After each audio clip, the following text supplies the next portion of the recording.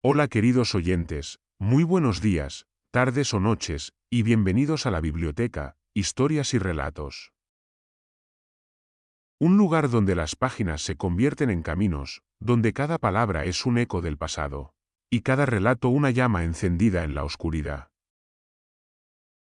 Aquí rescatamos voces olvidadas, y forjamos mundos que esperan ser descubiertos. Este es tu refugio, este es tu viaje a través de las palabras. Si estas historias despiertan tu imaginación, si quieres que la biblioteca siga iluminando senderos, apóyala, comparte su voz, suscríbete para no perderte ningún relato, y ofrece tu like, como quien enciende una antorcha, para que esta llama nunca se apague. Ahora, comencemos con la narración. Los guardianes del fin del mundo, el secreto prohibido de los esenios. En las tierras ásperas y sagradas de la antigua Judea, donde el viento arrastra el polvo de siglos olvidados y el sol cae implacable sobre colinas cargadas de historia, comenzó a gestarse algo que no buscaba ser visto ni recordado por las multitudes.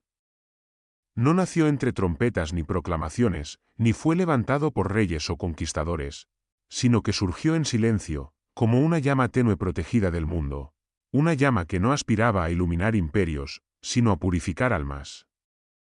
Mientras las ciudades bullían con comercio, ambición y disputas, un pequeño grupo de hombres decidió apartarse, no por debilidad, sino por convicción, como si hubieran escuchado un llamado que el resto de la humanidad había olvidado o simplemente ignorado. No buscaban poder, y eso, en una época dominada por la lucha constante por la dominación, ya los hacía extraños. No deseaban riquezas ni influencia, ni templos llenos de oro ni seguidores que gritaran sus nombres. Lo que perseguían era algo mucho más esquivo, más peligroso incluso, la pureza.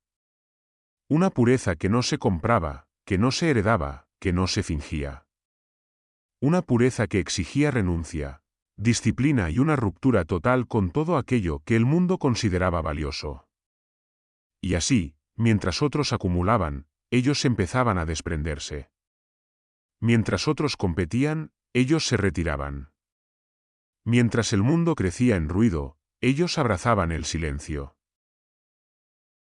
Se apartaron del mundo como quien se aleja de una enfermedad incurable. Para ellos, la sociedad no era un lugar de progreso, sino de corrupción. Veían en las calles llenas de vida un reflejo de decadencia. En los mercados abarrotados una distracción peligrosa, en los templos oficiales una desviación de lo sagrado. Cada moneda intercambiada, cada pacto político, cada acto de ambición les parecía una señal más de que la humanidad se había desviado del camino verdadero. Y así, con una determinación fría y absoluta, eligieron dejarlo todo atrás. No fue una huida impulsiva, sino una decisión meditada, casi ritual, como si cada paso lejos de la civilización los acercara un poco más a algo superior, algo invisible pero profundamente real para ellos. Rechazaron el lujo sin dudarlo, como si el oro quemara sus manos. La riqueza, que para otros representaba seguridad y poder, para ellos era una carga, una tentación que corrompía incluso a los más fuertes.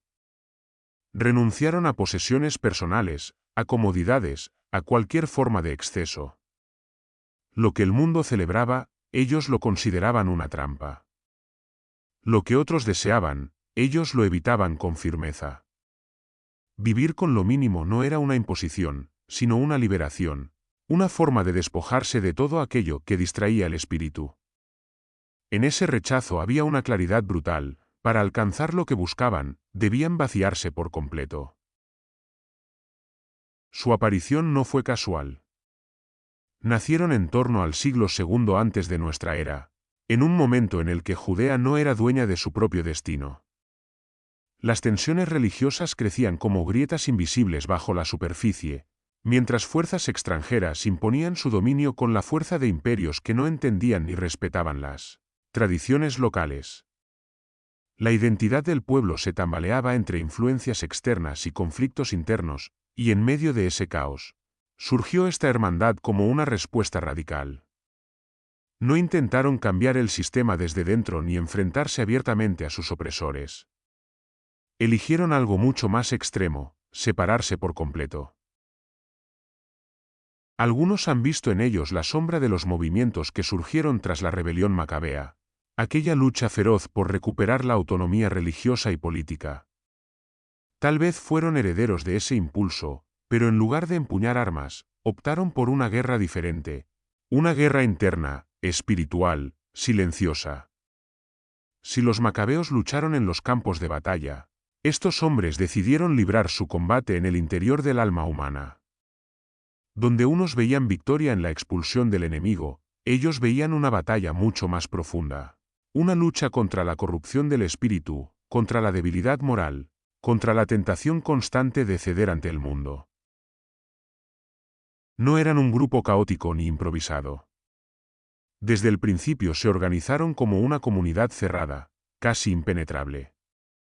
No cualquiera podía unirse a ellos, y aquellos que lo intentaban debían atravesar pruebas. Demostrar su compromiso, su capacidad de renuncia, su disposición a abandonar todo lo que habían sido.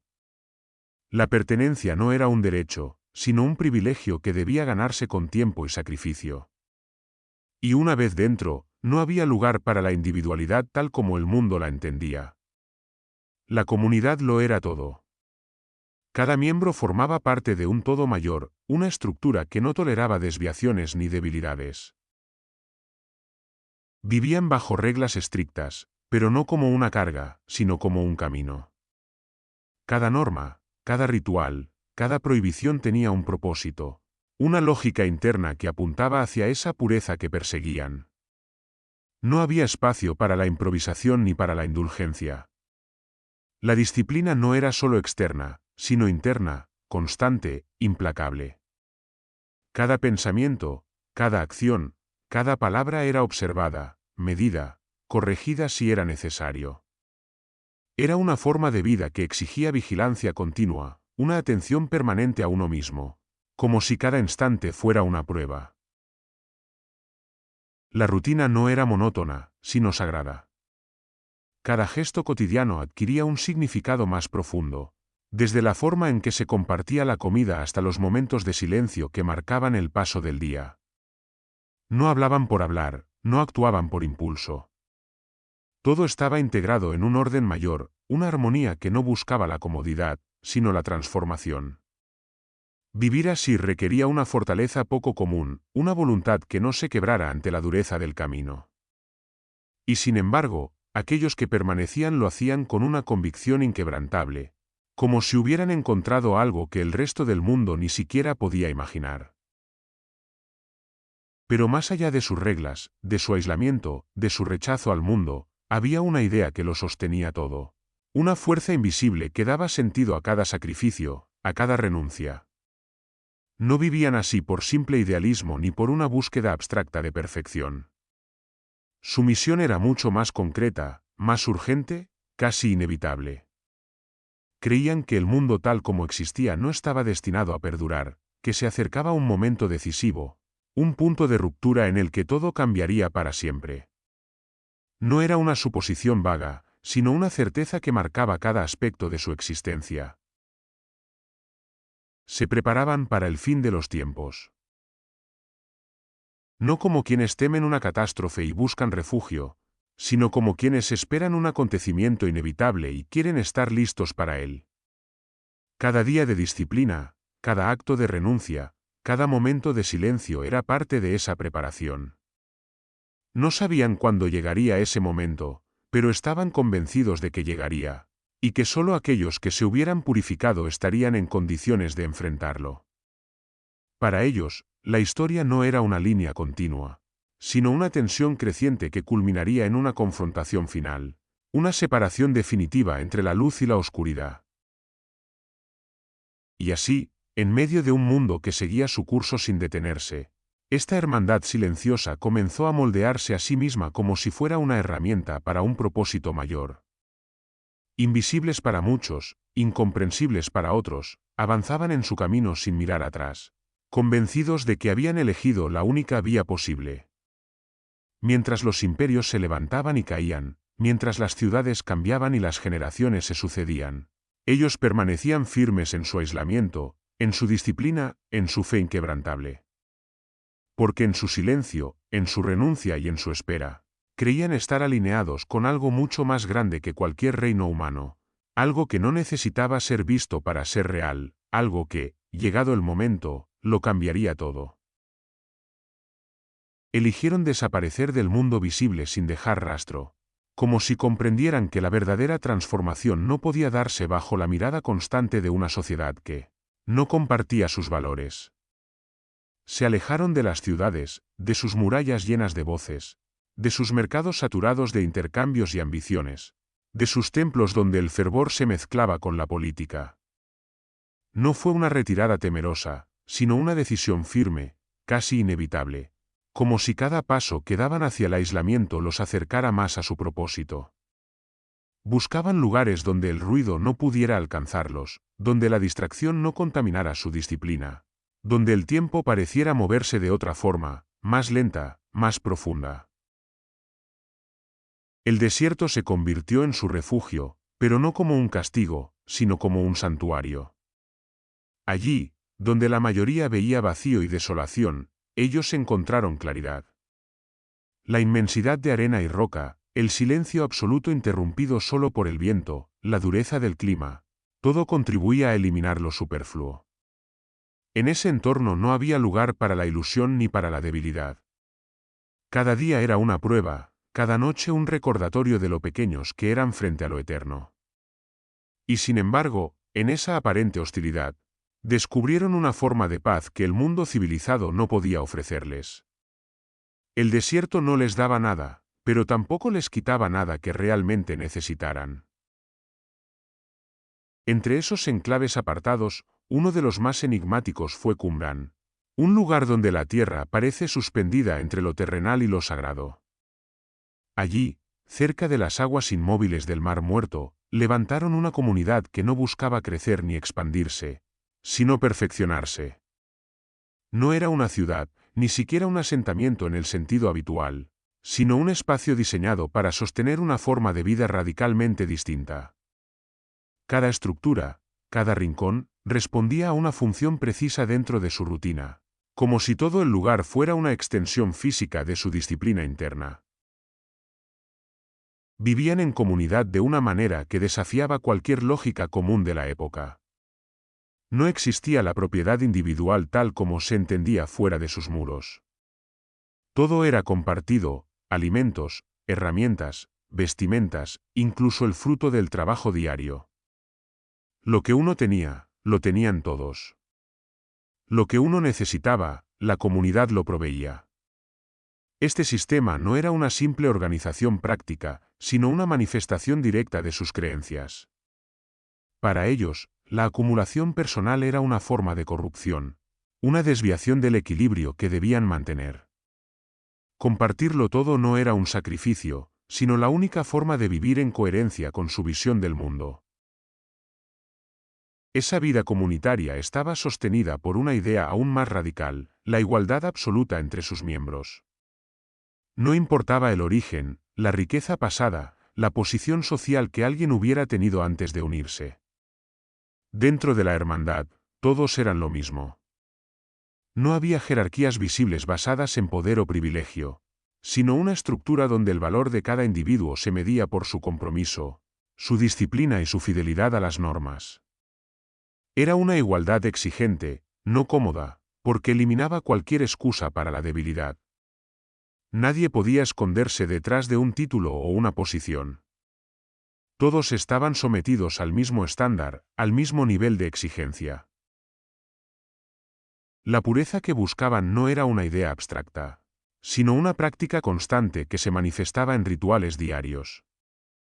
El agua se convirtió en uno de sus elementos más sagrados, no solo como necesidad física, sino como símbolo de renovación. Cada jornada estaba marcada por actos de purificación, donde el cuerpo era lavado con una precisión casi ritual, como si al limpiar la piel también se intentara limpiar el espíritu. No era un gesto superficial, sino un recordatorio constante de que la impureza podía infiltrarse en cualquier momento, y que debía ser eliminada sin demora. Incluso los momentos más básicos, como la comida, estaban cargados de significado. No se trataba simplemente de alimentarse, sino de participar en un acto colectivo que reforzaba su unidad y su disciplina. Comían en silencio, sin distracciones, sin conversaciones innecesarias, como si cada bocado fuera parte de un ritual más amplio. El silencio no era una imposición incómoda, sino una herramienta que les permitía mantenerse enfocados, evitar la dispersión, recordar constantemente el propósito que los unía. En ese silencio compartido, la comunidad se fortalecía, no a través de palabras, sino de una presencia común, firme, inquebrantable. Pero si había una tarea que definía su existencia más allá de la rutina diaria, era la escritura. No como una actividad intelectual o creativa en el sentido habitual, sino como una misión sagrada. Copiar textos, preservar palabras antiguas, registrar enseñanzas. Todo formaba parte de una responsabilidad que trascendía al individuo. Cada trazo, cada línea, cada símbolo debía ser reproducido con precisión absoluta, sin errores, sin interpretaciones personales. Era un acto de devoción, una forma de conectar con lo divino a través de la palabra escrita. Sabían que lo que estaban copiando no era solo conocimiento, sino algo que debía sobrevivir al paso del tiempo. La formación de nuevos miembros no era sencilla ni rápida. Nadie entraba en la comunidad sin ser probado, observado, evaluado durante largos periodos. Los aspirantes debían demostrar no solo su deseo de pertenecer, sino su capacidad real de adaptarse a una vida que exigía renuncia total. Pasaban por etapas, cada una más exigente que la anterior, donde eran sometidos a la disciplina, a las normas, al silencio, a la rutina. No bastaba con aceptar las reglas, debían interiorizarlas, hacerlas parte de sí mismos hasta que no hubiera diferencia entre el individuo y el código que regía su vida. Este proceso no solo filtraba a los débiles o indecisos, sino que moldeaba a quienes permanecían. Con el tiempo, los nuevos miembros dejaban de ser quienes habían sido antes. Sus antiguas identidades, sus hábitos, sus deseos, todo era transformado, refinado, reducido a lo esencial. Era una reconstrucción completa del individuo, una especie de renacimiento que no dejaba espacio para la nostalgia ni para el arrepentimiento. Quien cruzaba ese umbral y permanecía, lo hacía porque había aceptado completamente el camino. Y sobre todo ello, como una estructura invisible pero omnipresente, se alzaba un código moral inflexible. No era una guía abierta a interpretación, ni un conjunto de principios que pudieran adaptarse según la circunstancia. Era una ley interna, absoluta, que regía cada aspecto de la vida. No había excepciones, no había justificaciones. Cada acción, por pequeña que fuera, debía alinearse con ese código. Cada error tenía consecuencias, no solo prácticas, sino espirituales. La desviación no era tolerada porque representaba una amenaza para la integridad de todo el grupo. Vivir bajo ese código requería una vigilancia constante, una atención permanente a uno mismo y a los demás. No había lugar para la complacencia ni para la relajación. La disciplina no se detenía, no se suavizaba con el tiempo. Era una tensión sostenida, una exigencia que no disminuía. Y sin embargo, dentro de esa rigidez, encontraban una forma de equilibrio que el mundo exterior no podía comprender. Porque para ellos, la verdadera libertad no estaba en hacer lo que uno quería, sino en eliminar todo aquello que impedía ser lo que debían ser. Así, en medio del desierto, lejos de todo lo que la mayoría consideraba necesario, construyeron una forma de vida que desafiaba cada norma del mundo conocido. No buscaban ser comprendidos ni aceptados. No necesitaban reconocimiento ni validación. Su existencia era un acto continuo de preparación, de disciplina, de espera. Y en esa vida austera, silenciosa y profundamente estructurada, creían estar cada vez más cerca de aquello que habían venido a buscar, algo que no se podía ver, pero que lo definía todo. En el silencio profundo que habían construido a su alrededor, lejos de la mirada del mundo, comenzó a formarse algo aún más poderoso que su disciplina o su aislamiento. No eran solo hombres apartados, ni una comunidad que buscaba pureza en la renuncia. Eran guardianes de un conocimiento que no estaba destinado a todos. No porque lo ocultaran por orgullo o por deseo de superioridad, sino porque creían, con una certeza absoluta, que ese conocimiento debía ser protegido de quienes no estaban preparados para comprenderlo. Lo que custodiaban no era simplemente escritura antigua ni tradición heredada, sino una visión del mundo que transformaba todo lo que tocaba. Ese saber no se transmitía de forma abierta ni se enseñaba sin condiciones. Cada palabra, cada interpretación, cada fragmento de texto tenía un peso que iba más allá de su significado literal.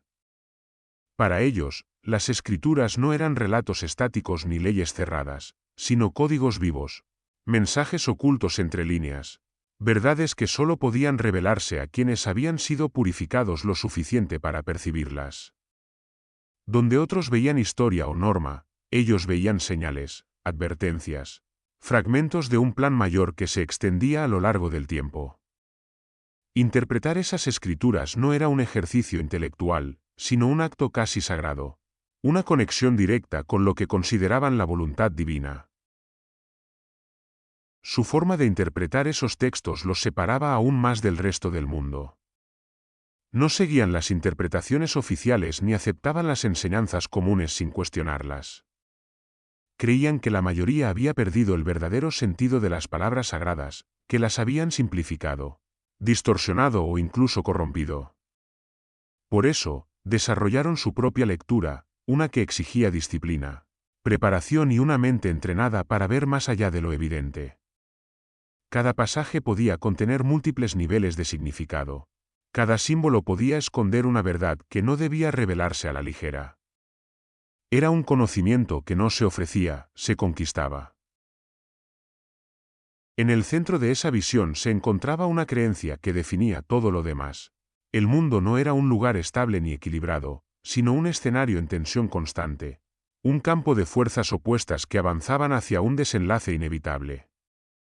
No veían la historia como una sucesión de eventos aislados, sino como una preparación, una acumulación de señales que apuntaban hacia un momento decisivo. Para ellos, el conflicto no era solo humano ni político, sino profundamente espiritual.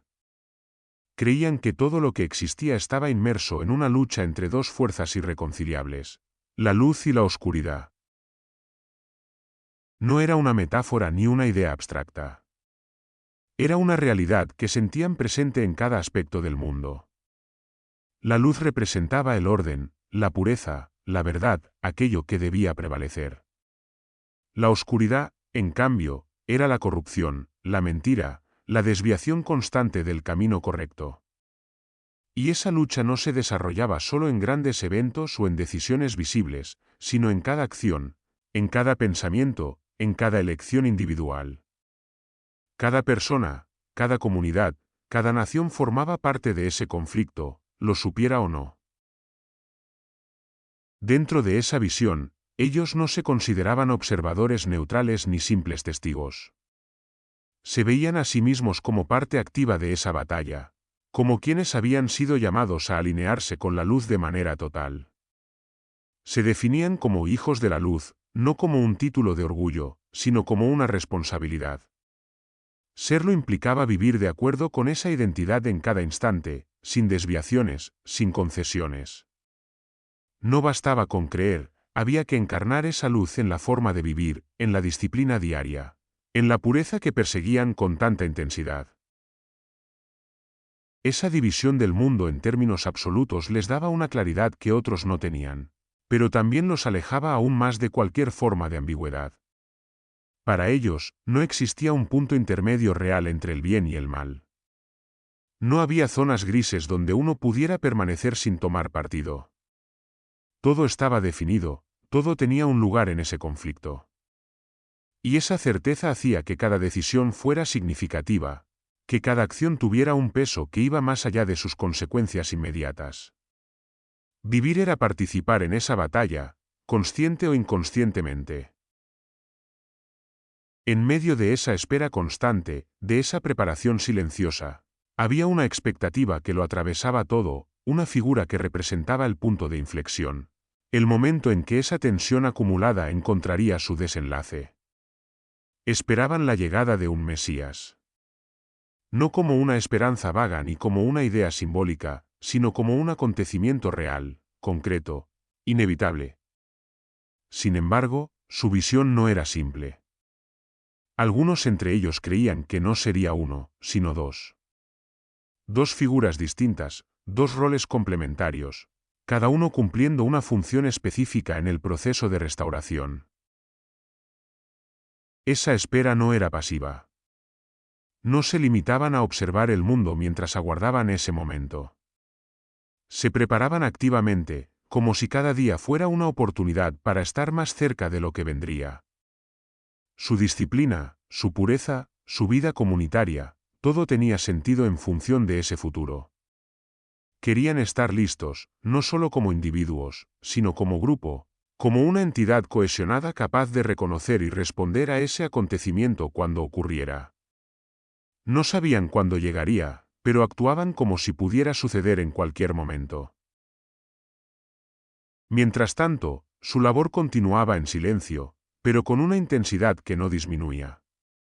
Escribían, registraban, ordenaban. No solo copiaban textos antiguos, sino que también producían los suyos propios. Textos que combinaban normas comunitarias, reflexiones, interpretaciones y visiones proféticas. Cada uno de estos escritos formaba parte de un cuerpo mayor, una estructura de conocimiento que reflejaba su forma de entender el mundo. No eran documentos destinados a circular libremente, sino a permanecer dentro de la comunidad, protegidos, preservados. En esos textos, dejaban constancia de su organización, de sus reglas, de su visión del bien y del mal, de su interpretación de los acontecimientos. Pero también plasmaban algo más difícil de definir, su percepción del tiempo, de la historia, del destino.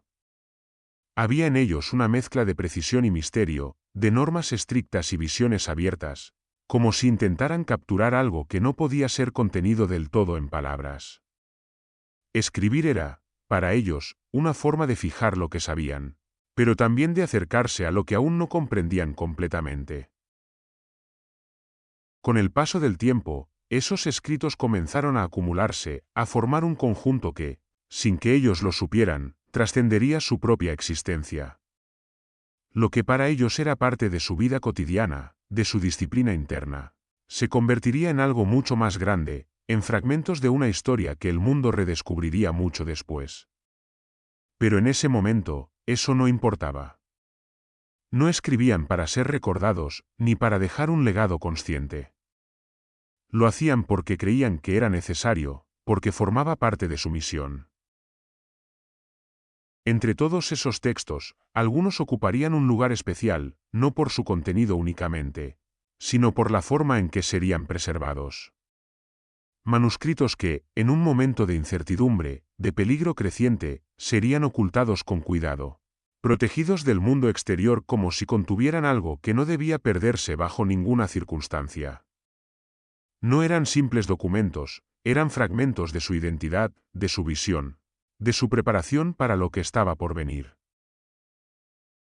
Esos manuscritos permanecerían en silencio durante siglos, alejados de cualquier mirada, protegidos por el tiempo y el aislamiento, como si esperaran su propio momento para ser encontrados. Y cuando finalmente lo fueran, mucho después de que la comunidad que los creó hubiera desaparecido, el mundo los conocería bajo un nombre que evocaría tanto misterio como revelación: el descubrimiento de los manuscritos del Mar Muerto. Pero en el momento en que fueron escritos y ocultados, no eran un descubrimiento futuro, sino una necesidad presente, una extensión de una vida dedicada por completo a custodiar la verdad tal como ellos la entendían. El equilibrio frágil que habían sostenido durante años comenzó a resquebrajarse sin previo aviso, como si las tensiones que se acumulaban más allá de su refugio finalmente hubieran alcanzado incluso los rincones más apartados. El mundo exterior, del que se habían separado con tanto cuidado, se volvía cada vez más violento, más impredecible, más dominado por fuerzas que no podían ignorarse para siempre. Lo que antes era un rumor lejano, un eco de conflictos ajenos, empezó a tomar forma concreta, a sentirse en el aire, a filtrarse incluso en la calma austera que habían construido con tanto esfuerzo.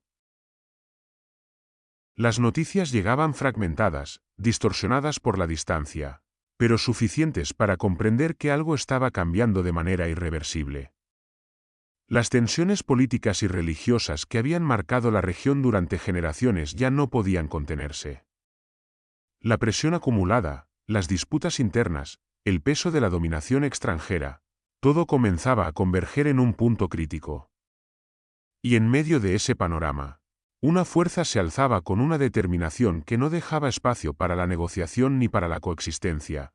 El Imperio Romano avanzaba con una maquinaria de poder que había sometido a innumerables pueblos antes que ellos. No era un enemigo desconocido. Su presencia había sido una constante, una sombra que se extendía sobre la región desde hacía tiempo. Pero ahora ya no se trataba de influencia o control indirecto. Era una expansión abierta, una afirmación de dominio que no toleraba resistencia. Las legiones no solo representaban fuerza militar, sino un orden impuesto, una estructura que absorbía o destruía todo lo que se interponía en su camino. Y frente a esa realidad, la región entera comenzó a agitarse, como si el suelo mismo estuviera a punto de romperse bajo el peso de lo que estaba por venir. La chispa que encendió el conflicto no tardó en aparecer. La tensión acumulada encontró su salida en una rebelión abierta. Una explosión de resistencia que llevaba tiempo gestándose. No todos estaban dispuestos a aceptar el dominio romano sin luchar, y así, lo que durante años había sido una oposición contenida se transformó en un enfrentamiento directo. Estalló la gran revuelta judía, un levantamiento que no solo era político, sino profundamente simbólico, una afirmación de identidad frente a una fuerza que buscaba imponer su control total. En el año 66 de nuestra era, el conflicto tomó una forma que ya no podía ignorarse ni detenerse con facilidad. Lo que comenzó como resistencia se convirtió en guerra abierta. Las ciudades se transformaron en escenarios de lucha, las alianzas se tensaron, y la violencia dejó de ser un episodio aislado para convertirse en una constante. Cada victoria momentánea llevaba consigo la promesa de una represalia aún mayor.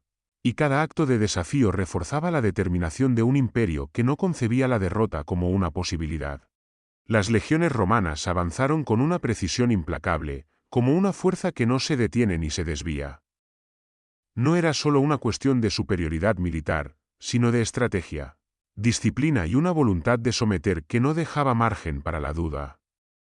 Allí donde encontraban resistencia, respondían con una contundencia devastadora.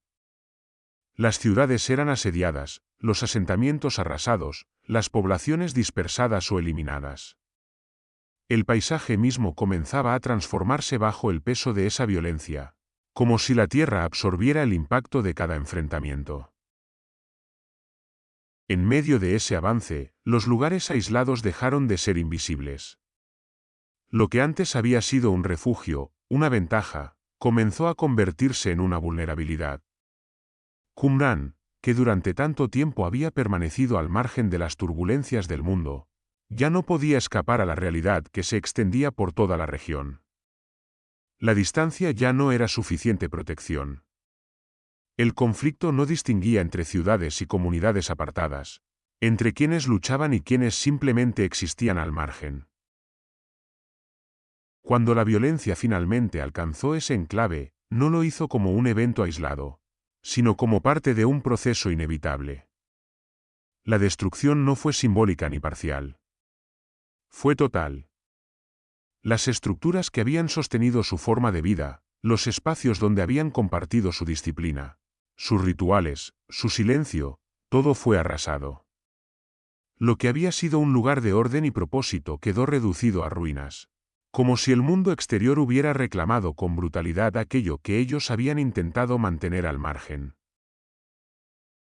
Con la caída de su refugio, la hermandad dejó de existir como había sido conocida. No hubo un final ceremonial ni una conclusión clara. Simplemente, desaparecieron de la historia visible. Sin registros continuos, sin relatos directos, sin una voz que narrara su destino. Se convirtieron en una ausencia, en un vacío que el tiempo llenaría con preguntas y suposiciones. Lo que había sido una comunidad cohesionada, estructurada, definida por su disciplina, se fragmentó bajo la presión de un mundo que no podían controlar. Algunos lograron huir, dispersándose en direcciones inciertas, llevando consigo fragmentos de lo que habían sido, tal vez intentando reconstruir algo en otros lugares, o simplemente sobreviviendo sin la estructura que les había dado sentido. Otros no tuvieron esa oportunidad. La violencia no dejaba espacio para todos, y muchos perecieron en el proceso, absorbidos por un conflicto que no habían elegido pero que terminó alcanzándolos de todos modos. No hay nombres, no hay relatos individuales que nos permitan reconstruir esas últimas horas con precisión, solo la certeza de que el final no fue uniforme ni ordenado. En medio de ese colapso, hubo una acción que destacaba no por su desesperación, sino por su intención. Antes de que todo se perdiera, antes de que la destrucción fuera completa, tomaron una decisión que reflejaba con claridad lo que más valoraban. Sus textos, aquellos que habían escrito, copiado y protegido durante tanto tiempo, no podían caer en manos del caos. No podían ser destruidos ni utilizados sin comprensión. Y así, en un acto silencioso pero decisivo, los ocultaron. Las cuevas cercanas, espacios naturales que durante siglos habían permanecido indiferentes al paso humano, se convirtieron en depósitos de ese conocimiento. Allí, en recipientes cuidadosamente preparados, guardaron los manuscritos, sellándolos como si confiaran en que el tiempo haría lo que ellos ya no podían hacer. No era una acción impulsiva, sino una extensión de su misión. Si no podían continuar como comunidad, al menos lo que habían preservado, lo que habían considerado esencial, debía sobrevivir. Después de eso, el silencio. No un silencio momentáneo, sino uno que se extendió durante siglos. Sin comunidad visible, sin continuidad evidente, sin registros que mantuvieran viva su memoria, su existencia quedó cubierta por una capa de olvido. El mundo siguió adelante, los imperios cambiaron, las culturas evolucionaron, y ellos quedaron atrás, como si nunca hubieran existido de la forma en que lo hicieron. Solo las ruinas, dispersas y silenciosas, y los textos ocultos en la oscuridad de las cuevas, permanecieron como testigos mudos de algo que una vez fue real, intenso y profundamente significativo, esperando sin saberlo a que, en algún momento lejano, alguien volviera a encontrarlos. Durante siglos, el rastro de aquella hermandad se desvaneció como si nunca hubiera existido realmente, absorbido por el paso implacable del tiempo y por la transformación constante de la historia. Generaciones enteras vivieron y murieron sin sospechar que, en algún momento remoto, un grupo de hombres había dedicado su vida a una disciplina absoluta, a una búsqueda radical de pureza y a la custodia de un conocimiento que consideraban esencial. Los imperios se alzaron y cayeron, las religiones evolucionaron, las lenguas cambiaron, y sin embargo, de ellos no quedó nada en la memoria común. No aparecían en los relatos populares, ni en las tradiciones transmitidas de forma abierta. Era como si hubieran sido borrados deliberadamente, como si su existencia hubiera sido sellada junto con los textos que ocultaron. Ese silencio no fue interrumpido por rumores persistentes ni por descubrimientos parciales. Fue un vacío casi total, una ausencia tan completa que, con el paso del tiempo, dejó de ser percibida como una pérdida. Lo que no se conoce no se extraña, y así, su historia permaneció enterrada no solo bajo capas de tierra y roca, sino también bajo la indiferencia de un mundo que había seguido adelante sin ellos. Mientras tanto, en las profundidades de las cuevas cercanas al Mar Muerto, aquello que habían protegido permanecía intacto, ajeno a las guerras, a los cambios de poder, a la erosión de las ideas. Y entonces, sin previo aviso, sin una búsqueda deliberada que lo anticipara, ocurrió algo que nadie podría haber planeado. En 1947, En un entorno que había permanecido prácticamente inalterado durante siglos, unos pastores se adentraron en esas zonas áridas, movidos por motivos cotidianos, sin imaginar que estaban a punto de alterar la comprensión de toda una parte de la historia antigua. No buscaban conocimiento ni respuestas, no seguían pistas arqueológicas ni interpretaciones académicas. Fue un encuentro accidental, casi insignificante en apariencia, pero con consecuencias que se extenderían mucho más allá de ese momento. En las cuevas cercanas al Mar Muerto, ocultas entre formaciones rocosas que habían resistido el paso del tiempo, encontraron algo que no encajaba con lo que esperaban ver. Recipientes antiguos, sellados, protegidos de la humedad y del desgaste, guardaban en su interior rollos que parecían haber permanecido intactos durante un periodo imposible de imaginar.